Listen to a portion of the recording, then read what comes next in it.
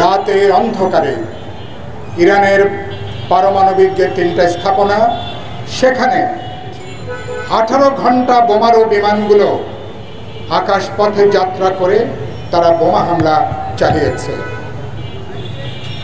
ফলে এই প্রতারক নতুন করে আরেকবার বিশ্ববাসীর কাছে মিথ্যাচার করেছে ও নিজে কেবল খুনি না, প্রতারক হিসাবে নিজেকে চিহ্নিত করেছে।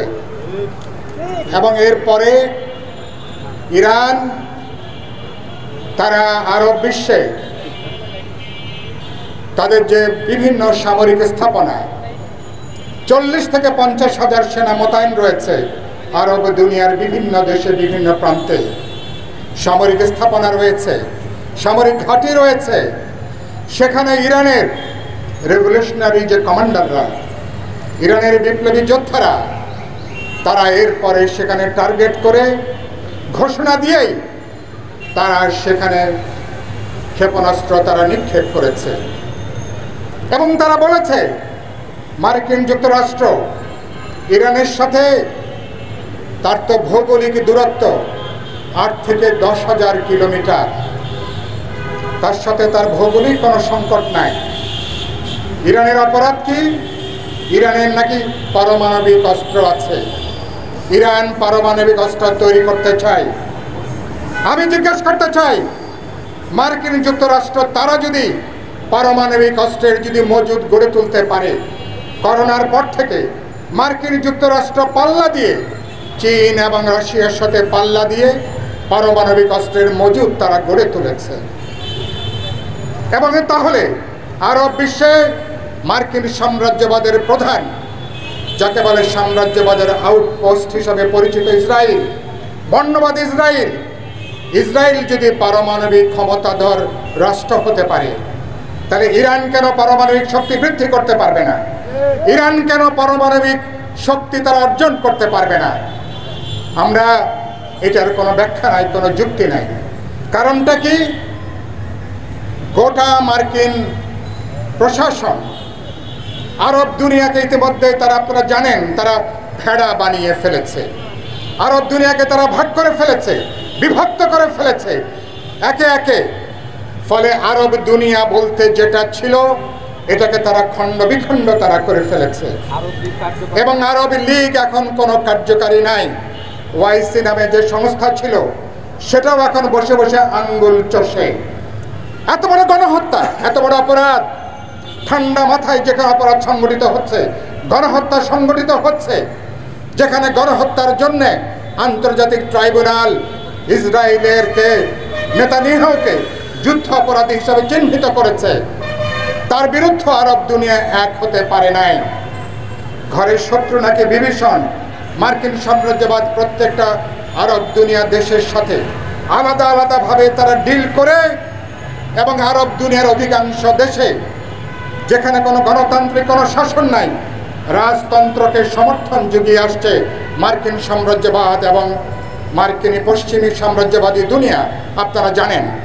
এবং এই ডোনাল্ড ট্রাম্প মাত্র কদিন আগে সৌদি আরব সফর করে $150 বিলিয়ন অস্ত্র বিক্রি করার সে চুক্তি স্বাক্ষর করে এসছে। সৌদি আরব কার বিরুদ্ধে তারা অস্ত্র কেনে? সৌদি আরব এ পর্যন্ত গাজাতে এত বড় গণহত্যা, ইসরায়েল এই একবিংশ শতাব্দীর সবচেয়ে বড় হত্যাযজ্ঞ সংগঠিত করেছে ফিলিস্তিনের গাজাতে। আপনারা দেখেছেন, সারা দুনিয়া কখনো দেখেনি। লাইভ টেলিকাস্ট হচ্ছে কিভাবে বোমারু বিমানগুলো উঠছে, গাজাতে হাসপাতালগুলোকে তারা গুড়িয়ে দিচ্ছে, শিক্ষা প্রতিষ্ঠান গুড়িয়ে দিচ্ছে, শরণার্থী শিবির তারা গুড়িয়ে দিচ্ছে, হাজার হাজার শিশুর জীবন তারা কয়েক মিনিটের মধ্যে তারা নিয়ে নিচ্ছে। এবং সেখানে ইতিমধ্যে 60 থেকে 70 হাজার মানুষকে তারা হত্যা করেছে। ইসরায়েল তারা হত্যা করেছে প্রধান মদতদাতা মার্কিন সাম্রাজ্যবাদ, মার্কিন যুক্তরাষ্ট্র, এবং তারা ইসরায়েলকে মধ্যপ্রাচ্যের খুঁটি হিসাবে তাদের প্রধান কেন্দ্র হিসাবে তারা গড়ে তুলছে।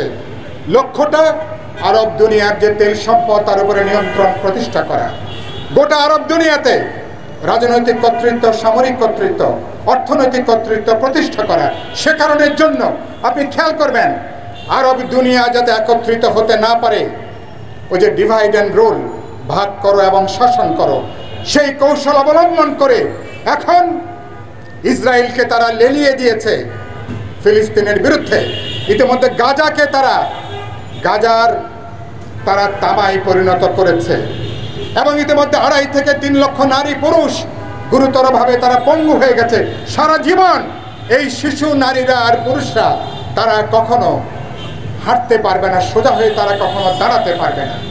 এবং এখানে যারা গণতন্ত্রের কথা বলে, আজকে পশ্চিমা দুনিয়া, মার্কিন সাম্রাজ্যবাদ গণতন্ত্রের কথা বলে, মানবাধিকারের কথা বলে, প্রতিদিন যেভাবে মানবাধিকারকে তারা পদদলিত করছে, গণতন্ত্রকে তারা বৃদ্ধাঙ্গুলি দেখাচ্ছে, একটা পরিকল্পিত গণহত্যা, একটা জনগোষ্ঠীকে নির্মূল করার জন্য তারা সবচেয়ে বড় হামলা আক্রমণ চালাচ্ছে। সেখানে গণতন্ত্র, মানবাধিকারের ধ্বজাধারী কোনো পশ্চিমা দেশ, কোনো পুঁজিতান্ত্রিক দেশ, কোনো যাদেরকে ধর্মতান্ত্রিক দেশ বলেন, কোনো একটা দেশ এর কোনো প্রতিবাদ তারা জানাতে পারে না। আমাদের জন্য বড়ই তাদের মায়া, এখানে কেন গণতন্ত্র নাই, এখানে কেন মানবাধিকার নাই। আরে হারামজাদা, তোরা চোখের সামনে দিয়ে লক্ষ লক্ষ মানুষকে, তোরা হাজার মানুষকে প্রতিদিন তোরা সেখানে মৃত্যু মুখে তোরা ঠেলে দিচ্ছিস। ওদের গণতন্ত্রের গুলি পুরোপুরি ভাওতাবাজি। প্লিজ, তোর ঠিক বলার দরকার নেই। ওদের মানবাধিকারের গুলি পুরোপুরি একটা ভাওতাবাজিতে ইতিমধ্যে এটা পর্যবেসিত হয়েছে। সেজন্য আমরা পরিষ্কার করে বলেছি এবং এই অপরাধের জন্যে আমরা দেখছি যে গোটা আরব দুনিয়াকে আজকে তারা, যেটা বললাম, এদেরকে তারা পুরোপুরি ভেড়া বানিয়ে রেখেছে। এই ভেড়ার পাল একসাথে হয়ে এরা যদি হুঙ্কার দিতে পারত, তাহলে 15 দিন 1 মাসে ইসরায়েল কিন্তু টেকে না। কথাটা সত্য। কিন্তু এরা পুরোটাকে এদের বগলের তলায় এখন তারা নিয়ে নিয়েছে। এবং সে কারণের জন্য আমরা বলেছি আজকে ইরানের যে হামলা যেটা হয়েছে, সে হামলার আমরা তীব্র নিন্দা জানাই, প্রতিবাদ জানাই। ইরানের শাসন ব্যবস্থার ব্যাপারে আমাদের সমালোচনা আছে। আপনারা জানেন ইরানে 79 সালে ইমাম খোমেনির নেতৃত্বে তারা একটা ইসলামী বিপ্লব তারা সম্পন্ন করেছেন। তারা এ পর্যন্ত তারা একটা জাতি রাষ্ট্র হিসেবে তারা গড়ে তুলছেন। কিন্তু ইরানে এখনো পর্যন্ত ইরানের শিরিন এবাদি তিনি এখনো পর্যন্ত জেলখানায় আছেন। যারা নোবেল পুরস্কার পেয়েছেন তাদেরকে জেলখানায় রাখা হয়েছে। ইরানের সেখানে কোনো গণতান্ত্রিক শাসন নাই, ইরানের সেখানে ভিন্ন মতের কোনো প্রকাশ নাই, ইরানের সেখানে মানুষ অন্য কোনো রাজনৈতিক দল, কোনো গণতান্ত্রিক দল করবার কোনো সুযোগ নাই। ইরানে যে বামপন্থী প্রগতিশীল দেশপ্রেমিক শক্তি ইরানের অভ্যুত্থানে খোমেনির সাথে হাতে হাত মিলিয়ে যারা অভ্যুত্থান করেছে, বিপ্লব করেছে, পরবর্তী দশকগুলোতে হাজারকে তারা জেলে ঢুকিয়েছে, কাউকে হত্যা করেছে, কাউকে তারা দেশ ছাড়া তারা করেছে।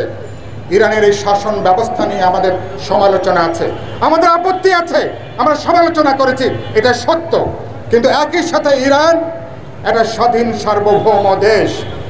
ইরানের জনগণ ঠিক করবে ইরানের শাসন ব্যবস্থা কি হবে, ইরান কোন পথে চলবে, ইরান কোন পথে হাঁটবে, এই অধিকার ইরানের জনগণ ঠিক করবে।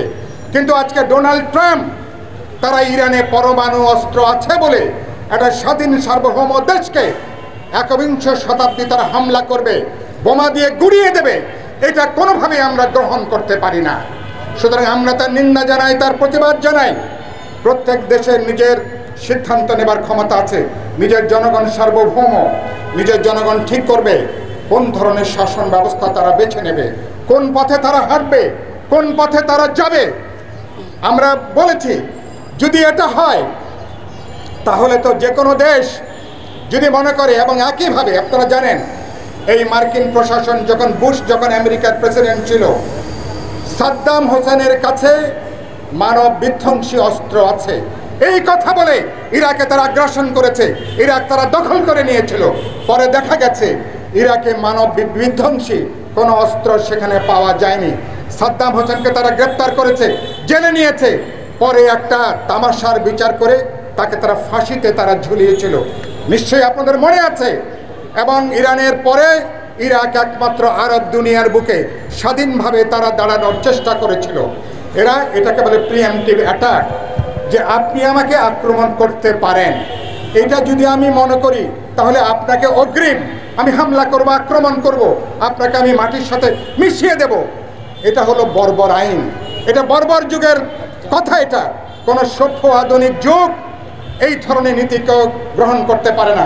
একইভাবে আফগানিস্তানে একইভাবে আমেরিকা তারা হামলা করেছে, তারা সেখানে কারজাই মার্কা সরকার গঠন করেছে, তাবেদার সরকার গঠন করেছে। এরপরে আপনারা জানেন ভিয়েতনাম থেকে যেভাবে মার্কিন সাম্রাজ্যবাদকে লেজ গুটিয়ে পালিয়ে যেতে হয়েছে, এক ধরনের আত্মসমর্পণ করতে হয়েছে, একইভাবে আফগানিস্তানেও তারা কয়েক দশকে হামলা আক্রমণের পরে বীর আফগান জনগণ তাদের পথ তারা বেছে নিয়েছে। সেটা নিয়ে সমালোচনা থাকতে পারে, কিন্তু আফগান জনগণ তারা যে পথ বেছে নিয়েছে, মার্কিন সাম্রাজ্যবাদকে আফগানিস্তান থেকেও তারা পালিয়ে যেতে তারা বাধ্য তারা করেছে। একইভাবে গোটা আরব দিনে একই খেলা তারা শুরু করেছে। আমরা ডোনাল্ড ট্রাম্পকে এখন আমরা যেটা বলতে চাই, আপনারা যেই খেলায় যুক্ত হয়েছেন এই খেলা আত্মঘাতী। এবং সেখানে ইরানের সর্বোচ্চ ধর্মীয় নেতা আয়াতুল্লাহ খামেনি তিনি সঠিকভাবে তিনি বলেছেন, আপনি যদি আমাকে আক্রমণ করেন আমার আত্মরক্ষার অধিকার আছে, আমার পাল্টা হামলা করার সেখানে আমার অধিকার রয়েছে আমার। সুতরাং খামেনি আজকে তিনি সেখানে মধ্যপ্রাচ্যে মার্কিন সাম্রাজ্যবাদের সামরিক স্থাপনগুলোকে টার্গেট করেছেন। ইতিমধ্যেই জানেন তারা ক্ষেপণাস্ত্র হামলা চালিয়েছেন এবং সেখানে হিজবুল্লাহ থেকে শুরু করে হুতি থেকে শুরু করে বিভিন্ন গ্রুপগুলো যারা আজকে নিজেদের স্বাধীনতার জন্য লড়াই করছে, আত্মনিয়ন্ত্রণের জন্য লড়াই করছে, তারাও আজকে সবাই ওই বর্ণবাদী ইসরায়েলের বিরুদ্ধে তারাও আজকে একত্রিত হয়েছে। এখন কম্পন শুরু হয়েছে। ডোনাল্ড ট্রাম্প যখন এখন দেখছেন যে সরাসরি এখন ইরানকে তারা যেভাবে ভেবেছিলেন একটা হামলা আক্রমণ করে ইরানকে বশে রাখা যাবে, এবং তারা হামলা আক্রমণ করে ইরানের শাসন ব্যবস্থায় তারা পরিবর্তন করতে চায়। চিন্তা করেন, ইরানের জনগণ ঠিক করবে ইরানের শাসন ব্যবস্থা কি হবে, জনগণ নিজেরা নির্ধারণ করবে। কিন্তু মার্কিন যুক্তরাষ্ট্র, ইসরায়েল বা অন্য কোনো সাম্রাজ্যবাদী দেশ, সাম্রাজ্যবাদী গোষ্ঠী তারা তো ইরানের ভাগ্য তারা নিয়ন্ত্রণ করতে পারে না। ইরানের শাসন ব্যবস্থা কি হবে তারা নিজেরা এটাকে তারা ঠিক করে দিতে পারে না। সেজন্য যখন পাল্টা আক্রমণ শুরু হয়েছে, এখন বলেছে হ্যাঁ আমরা যুদ্ধ বিরতি করতে চাই, আমরা যুদ্ধ বিরতি করতে চাই। ফলে এবং এই প্রতারক ভণ্ড এই ডোনাল্ড ট্রাম্প সারা দুনিয়াকে তছনছ করে দেবার সে একটা মরণ খেলায় এখন লিপ্ত হয়েছে। সেই মরণ খেলার মধ্যে আমরা আজকে বিপ্লবী ওয়ার্কার্স পার্টির এই সমাবেশ থেকে আমরা বলতে চাই, এই খেলা বিলম্বে বন্ধ করুন। গাজাতে আপনারা যে হত্যাকাণ্ড সংগঠিত করে যাচ্ছেন, যেটা গণহত্যা, একটা জনগোষ্ঠীকে মানচিত্র থেকে আপনারা বিলীন করে দেওয়ার তৎপরতা যুক্ত হয়েছেন। সারা দুনিয়া কোটি কোটি মানুষ, মার্কিন যুক্তরাষ্ট্রের কোটি মানুষ, সারা দুনিয়ার পুঁজিবাদী বিশ্বের লক্ষ লক্ষ মানুষ রাস্তায় তারা প্রতিবাদ করছে, কিন্তু এরা কিন্তু কানে শুনছে না। আমরা বলতে চাই জনগণের ঐক্যবদ্ধ প্রতিরোধ ছাড়া ইরান যেভাবে প্রতিরোধ করছে সারা দুনিয়াতে, ওই যে বলে মানে লাঠি কে ভূত বাত সে নেহি যাতা হয়, মানে লাঠির ভূত কখনো কথাই যাবে না।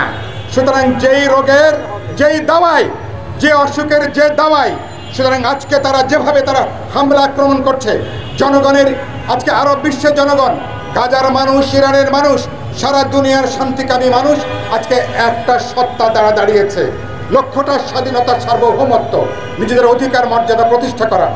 পাল্টা আজকে প্রতিরোধ গড়ে তোলা ছাড়া, পাল্টা প্রতিরোধের শক্তিকে জোরদার করা ছাড়া তারা নিজেদেরকে রক্ষা করতে পারবে না। ইরানের হয়তো আমাদের অন্য সমালোচনা আছে, কিন্তু ইরানের জনগণ, ফিলিস্তিনের মানুষ, প্রতিটা মানুষ জন্ম নিয়েছে একটা প্রতিরোধ যোদ্ধা হিসাবে।